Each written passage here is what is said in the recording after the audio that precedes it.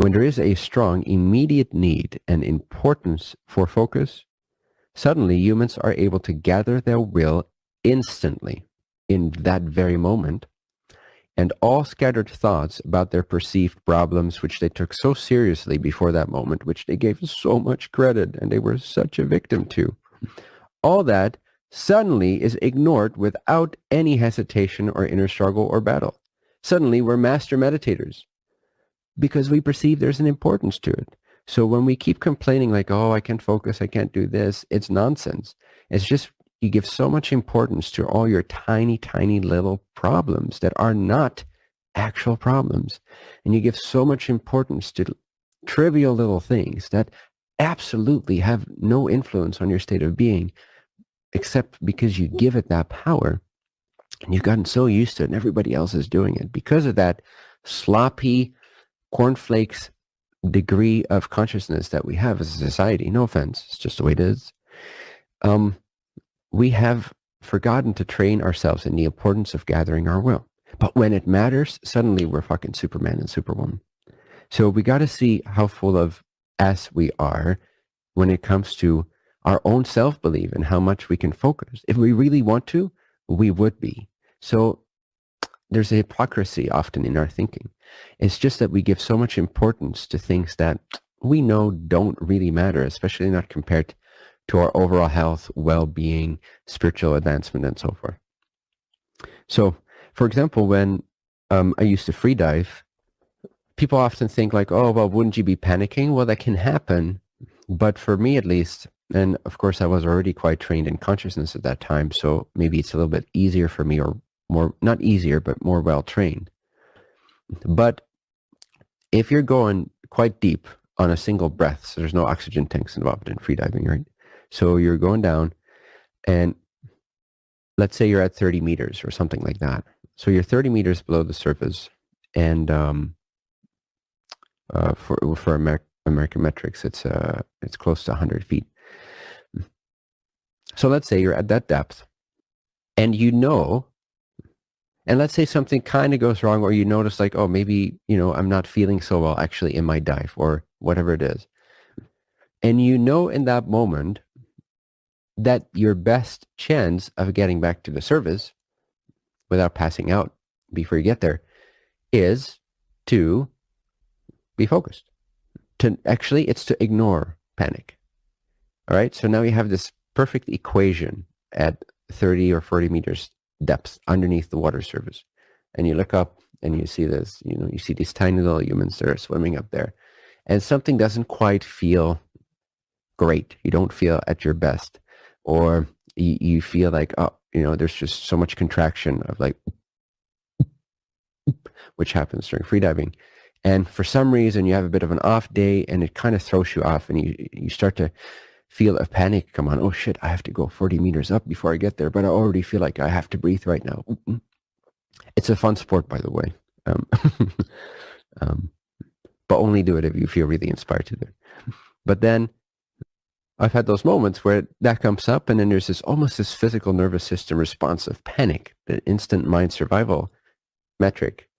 But then I knew in those moments, well, okay, so I can get panicky, which is sloppy thinking. It's weak-minded. It's fear-based. It's about fearing for my survival and so forth, which you could say is logical and reasonable.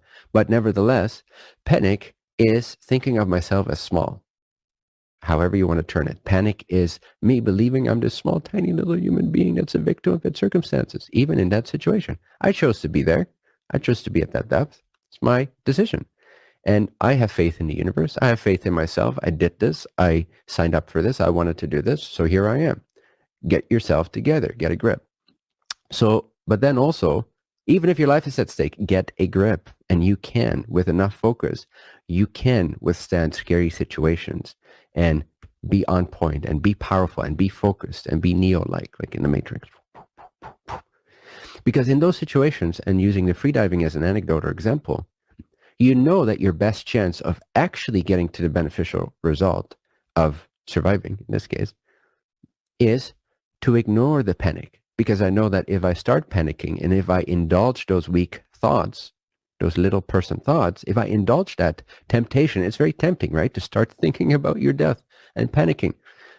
But I know if I indulge those thoughts, my chances of getting to the surface are way less because it's going to burn much more oxygen. Very logical choice. So I have the choice between what's actually honorable and beneficial, which is ignore the panic, stay calm. Or it's to start panicking because it's like scratching a mosquito bite itch. Like, oh yeah, man, it's so itchy. I have to scratch it. Oh, I'm so afraid. I have to panic. You really don't. You can harness your will. You are in charge of what you focus on. You are in charge of your free will. You and you alone. Not a single circumstance, not 2 seconds before imminent death. You and you alone determine your well-being. And there's nothing that should throw you off center, ultimately, ideally. Don't, this is advanced, but we'll get there. You can get there.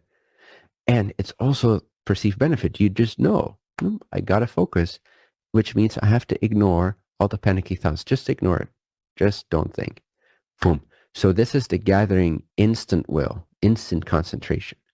And I'm using a somewhat extreme scenario to get the picture across. But you see, this can be done on dry land. This could be done being super comfortable and safe in your bed. It really is a matter of will. It's really a matter of conjuring this up by yourself, by seeing the perceived benefit and value and importance in what you choose to focus on every day. Abraham Hicks sometimes said, you guys are so sloppy in your thinking. Forgive us for saying this, but you're so sloppy in your thinking. If a brick would fall on your head every time you have a self-detrimental or negative thought, you would start paying attention. So picture that. Picture that every negative thought, every week, like, oh, poor little me, my finances, my this, my situation. Oh, every time you lack faith in the universe, in the creator, in your creation, in your infinite power, in your true self, every time you choose to indulge in that mosquito bite of lack beliefs, and it can be tempting because you can start feeling things, remembering things, trauma can come up and so forth. But when it really matters, you have the ability to say no, even to all your cylinders, fear cylinders firing off at the same time.